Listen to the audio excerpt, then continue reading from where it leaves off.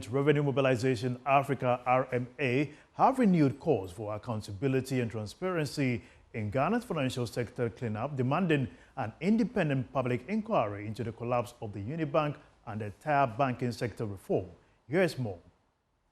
Press conference held under the theme delving into the 60-40 State Resources Recovery Formula, a CSO's perspective, the Executive Director of Revenue Mobilization Africa, Geoffrey Kabute-Okanse, described the state's handling of the cleanup as opaque and riddled with inconsistencies. He further emphasized the need for the government to fully disclose how public funds were used, the exact terms of settlements reached with former bank officials. How did we move from 5.7 to 2.8 billion and arrive at 2 billion, which we have as a final figure?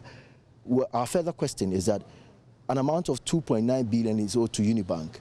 Is it still on our necks, or it was actually absorbed by the total amount that was actually given for dissolving Unibank, which will come from the 25 billion that was used for the finance sector mop-up?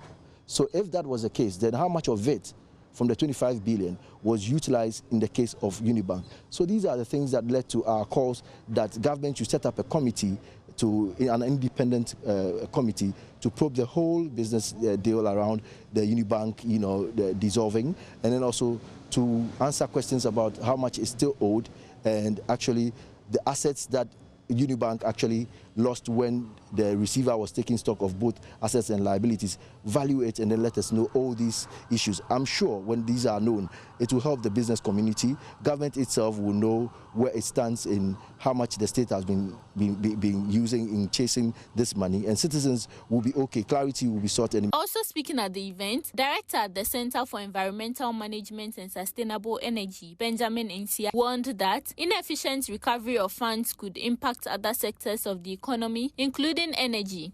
Our shortfall was around 17 billion, right? That is even around 2021 or so. So if 2021 we're doing 17 billion, and before these banks were closed before 2021, and even channel the 20 billion that, or the 25 billion or the 30 billion that you hear them mention in the banking sector cleanup into the power sector, one, our sector would have been modernized, right? Doomsday would have been something of the past.